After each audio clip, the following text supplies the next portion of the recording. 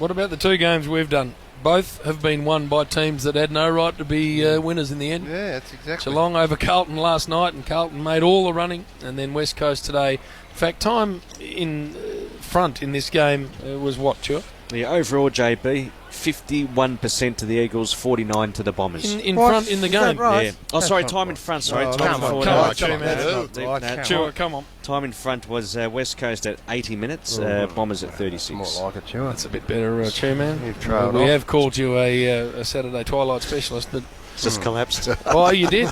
You did. You were on. My last dialogue of play. You were on 82, Chua, and you had a spinner bowling. You just hit one straight up in the air. Still nicely played, though. 82 is good for you.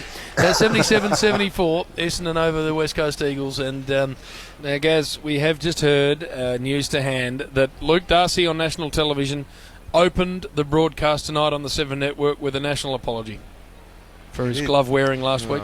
I thought you were going to say he opened it wearing gloves. No, he apologised profusely off the top for his disgraceful behaviour. I'm not sure that gets him right back. Too late for me. But at least he's prepared to acknowledge, after a week-long barrage of abuse, that his behaviour was disgraceful. Well, Spud just got finished him trumpeted. off today. He And did. that was the end. Well, I think that's what brought on the apology, Spud. Yeah. He thought he maybe had ridden all the punches and got through, and then you finished him off I today. thought I was going to look after him last night by all reports, but there's no doubt it had to go.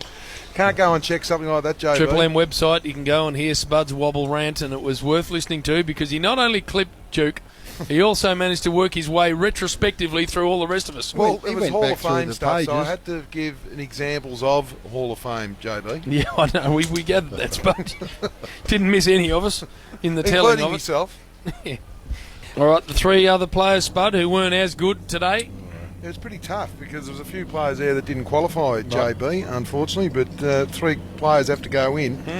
Now, he took the game on in the last quarter, but this guy didn't go hard enough on three occasions, what I saw, so I give one vote to Courtney Dempsey. It was one in front of us. It just was totally unacceptable. I think Joe Watson had a go at him on the boundary line, thanks to Bob Jane teammates in the second quarter.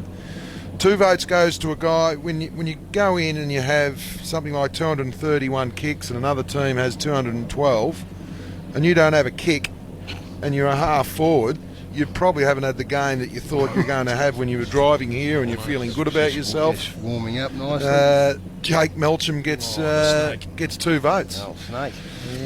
And that brings you to the 3 votes. If you're a side and uncontested marks and the way the game's played now, you know, in the 70s and 80s, you'd be lucky to have your 40, 50 marks. Yep. One team's had 110 marks. This player in particular, I think, is 202 centimetres. Oh, no. He gets 3 votes for me, and that's Nicholas Natanui. Nick Nat, in he goes. Bang.